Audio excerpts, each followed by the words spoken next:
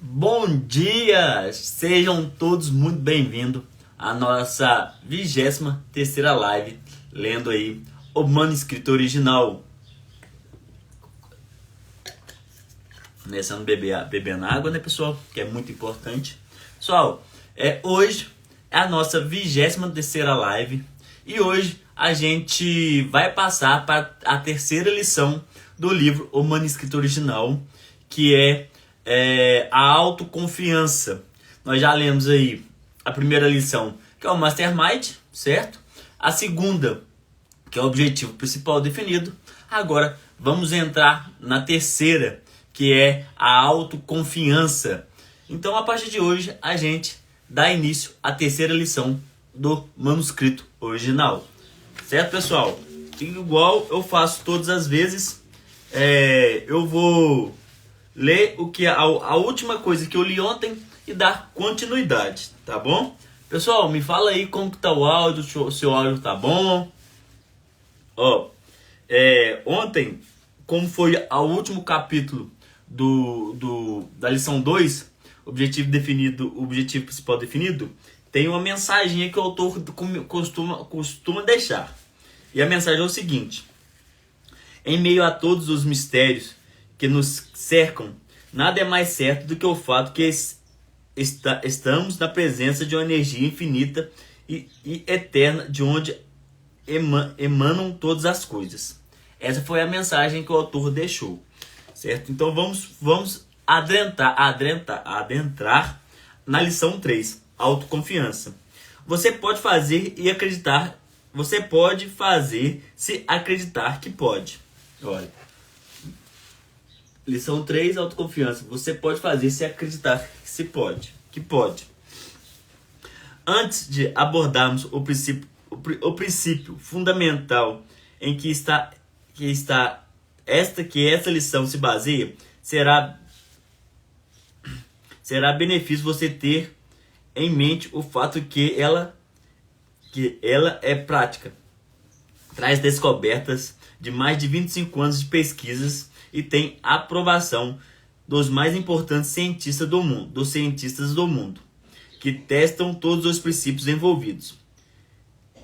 Ceticismo é o inimigo mortal do processo do autodesenvolvimento. Você pode deixar esse livro de lado e parar para ler agora mesmo, no momento dessa lição. Se pensa que ele foi escrito por algum teórico cabeludo que nunca testou os princípios que embasam essa lição. Certamente, essa não é uma época para os céticos, pois vimos mais leis da natureza descobertas e exploradas do que em toda a história. Progresso da raça humana.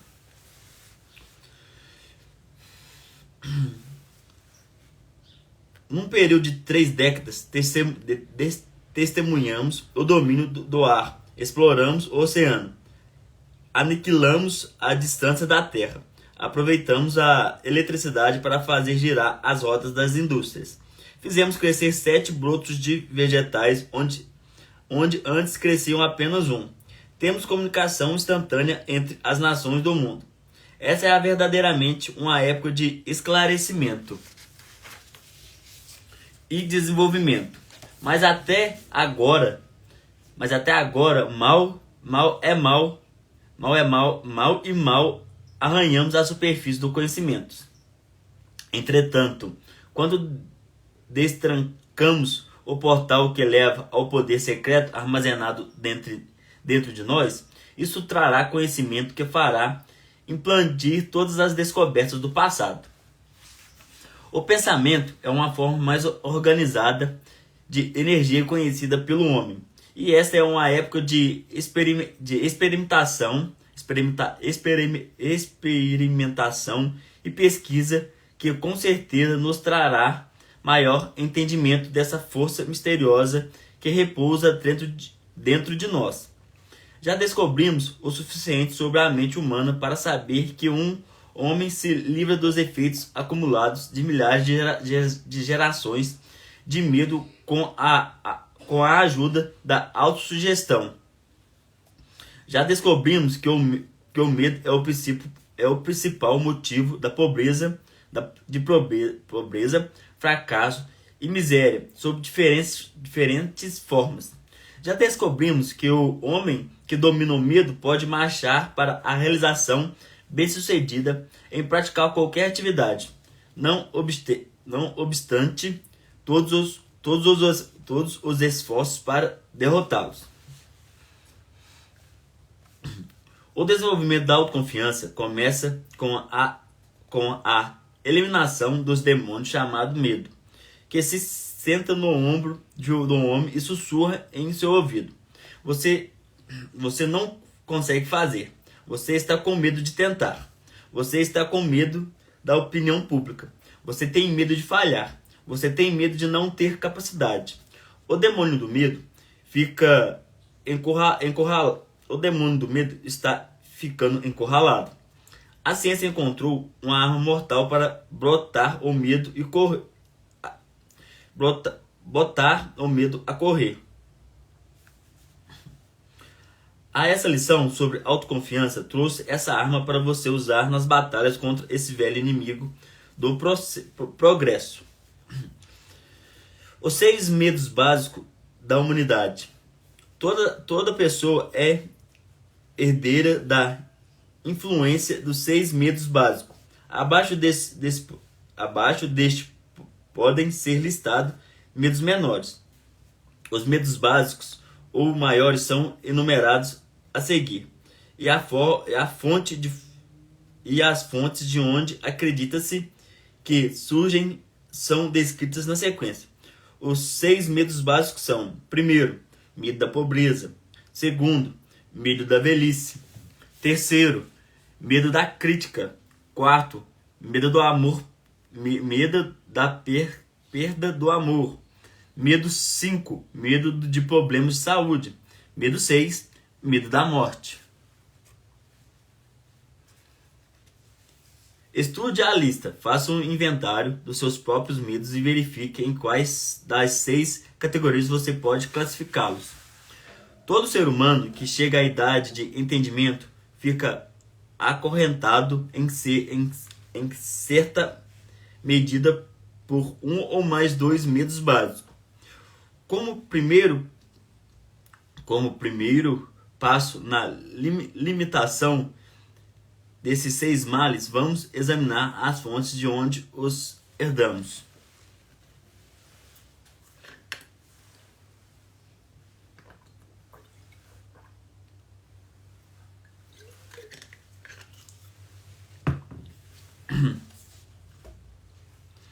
Hereditariedade física ou social. Tudo que compõe um homem, física e mentalmente, decorre de 2 formas de hereditariedade. Uma é conhecida como hereditariedade física e a outra como hereditariedade social. Pela hereditariedade física, o homem evoluiu lentamente da ameba, uma forma animal unicelular, para estágio de desenvolvimento correspondente a todas as formas de vida animal conhecida hoje na Terra, incluindo as extintas. Cada geração acrescentou à natureza do homem algo dos troços, hábitos e aparências físicas naquela geração. A herança física do homem, portanto, é uma coleção heterogênea de muitos hábitos e formas físicas. Parece haver pouca dúvida, se é que alguém de que, embora os 6 medos básicos não pensam ter sido herdados pela hereditariedade física, sendo estados mentais e, portanto, não transmitíveis dessa forma. A hereditariedade física proporcionou-lhe um alojamento muito favorável. Por exemplo, é bem sábio que todos os processos de evolução física e baseados em morte, destruição, dor e crueldade, que os elementos encontrados que os elementos encontram transportes na escada evolutiva, na morte de uma forma de vida, a fim de que outra forma superior possa sobreviver. Todo vegetal vive por comer os elementos do solo e o do ar. Todas as formas de vida animal vêm por comer algumas formas mais fracas ou algumas formas vegetal. A célula de todos os vegetais tem uma inteligência de ordem muito elevada. As células de todos os animais idem. Sem dúvida, células de peixe aprenderam a amargar experiências de um grupo de células conhecido como peixe-falcão são muito temíveis. Pelo fato que muitas formas animais, incluindo a maioria dos homens, vivem às custas de comer animais menores e mais fracos.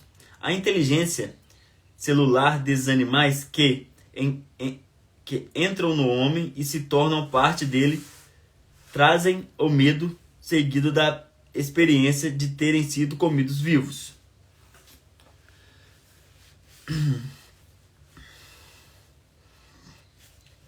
Essa teoria pode parecer forçada, de fato pode não ser verdade, mas pelo menos é lógica. O autor não a enfatiza nem insiste em que ela contribua para alguns dos 6 medos básicos. Existe outra aplicação muito melhor para a fonte desses medos que vamos passar e examinar. Começando com a descrição da hereditariedade social. De longe, a parte mais importante daquilo que compõe o homem provém da hereditariedade social, que se refere aos métodos pelos quais uma geração impõe a subsequente às supervisões, crenças, lendas e ideias, por sua vez, herdou a geração anterior. O termo hereditariedade social deveria ser entendido como toda e qualquer fonte pela qual se adquire conhecimento, tais como ensino religioso e de todas as outras naturezas, leitura, conversa, narrativa e todo tipo de inspiração de pensamentos oriundo do que geralmente é aceito como experiências pessoais. Pela hereditariedade social,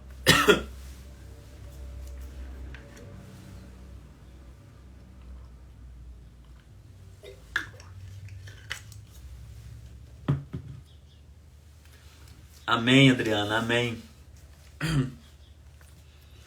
Pela hereditariedade social, qualquer pessoa no controle da mente de uma crença pode, com ensinamento intenso, plantar qualquer ideia verdadeira ou falsa, de tal maneira que as crianças aceitem como verdade e aquilo se torne parte de sua personalidade, como qualquer célula ou órgão do corpo físico, e igualmente difícil de mudar.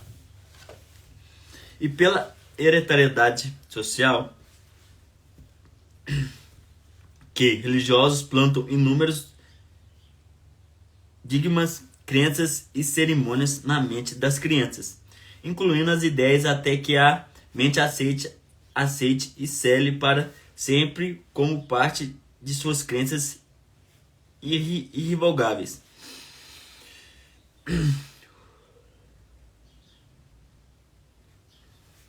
A mente de uma criança que ainda não chegou à idade de entendimento geral, no período médio de, digamos, os 2 primeiros anos de vida, é plástica, aberta, limpa e livre. Qualquer ideia plantada natalmente por alguém em que a criança confie, cria raízes e cresce, por assim dizer, de tal maneira que não pode mais ser erradicada ou retirada, não importando quanto oposto à lógica ou à razão tal ideia seja.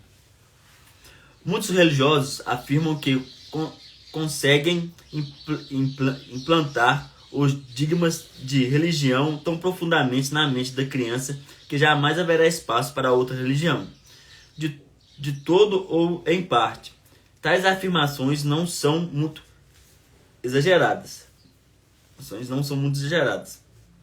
Com essa explicação sobre o funcionamento da hereditariedade social, o aluno estará pronto para examinar as fontes de onde o homem herda os 6 medos básicos. Além disso, qualquer aluno, exceto os que ainda não cresceram o bastante para examinar a verdade que pisa nos calos de estimação da sua perspecção, pode chegar à solidez do princípio de hereditariedade social conforme aplicado aqui aos 6 medos básicos, sem sair do âmbito de sua experiência pessoal. Felizmente, o conjunto de evidências apresentado nessa lição é de tal natureza que todos que realmente procuram a verdade podem verificar por si são sólidas ou não. Pelo menos, de momento, deixamos seus preconceitos e ideias preconcebidas de lado. Você sabe que sempre pode pegá-los de volta, enquanto estuda a origem e natureza dos 6 piores inimigos do homem. Os 6 medos básicos começam com: Lembra-se de que, quando marca um encontro com uma outra pessoa, você assume a responsabilidade de ser pontual e não tem o direito de atrasar sequer um minuto. Medo da pobreza. É preciso coragem para dizer a verdade sobre a origem desse medo, e talvez ainda coragem para aceitar a verdade. O medo da pobreza vem da tendência hereditária do homem de subjugar outros homens economicamente. Praticamente todas as formas de animais inferiores têm instintos, mas parecem não ter o poder de raciocinar e pensar. Portanto, subjugam umas às outras fisicamente. O homem, com seu senso superior de intuição, pensamentos e raciocínio, não como seus semelhantes fisicamente, mas tem satisfação comendo-os financeiramente. De todas as épocas do mundo sobre as quais temos algum conhecimento, a que vivemos aparecer a da adoração do dinheiro. Um homem é considerado menos do que a poeira da terra, a não ser que possa exibir uma gorda conta bancária. Nada traz tão sofrimento e humilhação quanto a pobreza. Não é de admirar que um homem tema a pobreza, através de uma longa linha de experiência herdada do bicho-homem. O homem com certeza aprendeu que esse animal nem sempre é confiável no que diz respeito a dinheiro e outras evidências de bens materiais.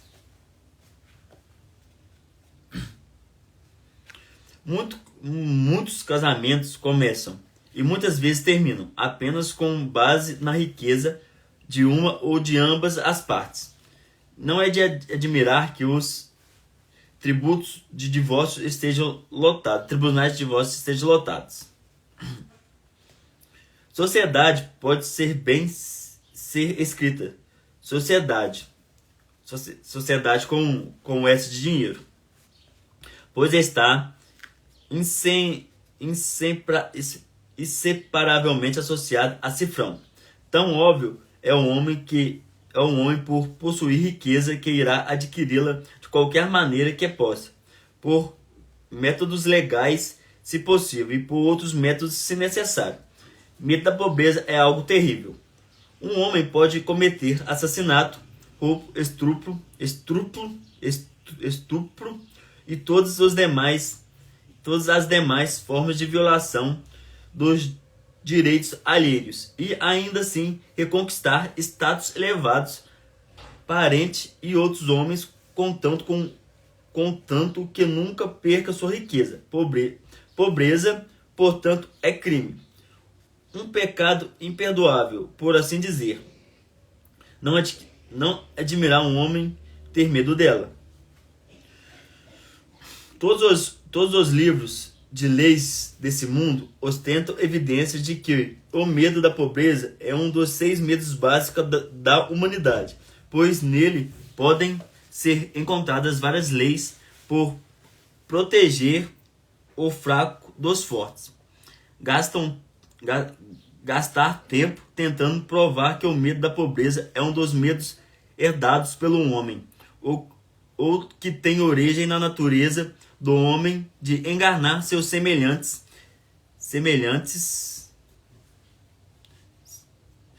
seriam semelhantes e tentar provar que 3 vezes 2 são 6. Obviamente, nenhum homem jamais temeria a pobreza se tivesse motivos para confiar nos outros homens, pois existe comida, abrigo, vestuários e luxo em todas as espécies, em quantidade suficiente para a necessidade de todas as pessoas da terra.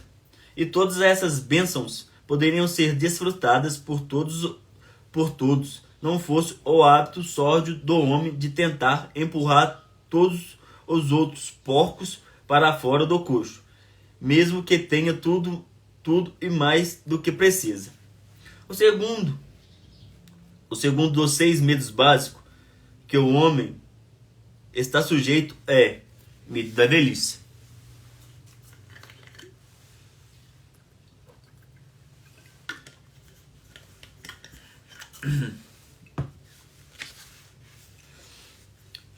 Esse medo brota das suas fontes. Primeiro, do pensamento de que a velhice pode trazer a pobreza. Segundo, de longe, a fonte mais comum dos ensinamentos secretários, falsos e cruéis que, tal bem misturados, fogo e enxofre com purgatórios e outros truques que os homens humanos aprenderam a temer a velhice por significar a aproximação de outro mundo, possivelmente muito mais horrível que este, já considerando ruim o suficiente. O homem tem 2 sólidas razões para ter medo da velhice. Uma providencialmente da desconfiança que o outro homem pode apoderar-se de quaisquer bens materiais que ele possua, e outra decorrente das imagens terríveis do além-mundo, profundamente plantada na sua mente pela hereditariedade social. É de admirar que o homem tenha velhice. O terceiro dos 6 medos básicos é medo da crítica. Seria difícil, se não impossível, determinar como o homem adquiriu esse medo básico, mas uma coisa é certa: ele o tem muito bem desenvolvido. Alguns acreditam que esse medo apareceu na mente do homem mais ou menos na época em que surgiu a política. Outros acreditam que sua fonte não recua além do primeiro encontro de uma organização feminina.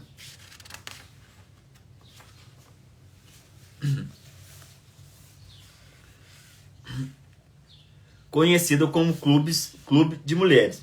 E uma outra escola de humorista atribuiu a origem ao conteúdo da Bíblia, cujas páginas estão repletas de algumas formas mordazes e violentas de críticas.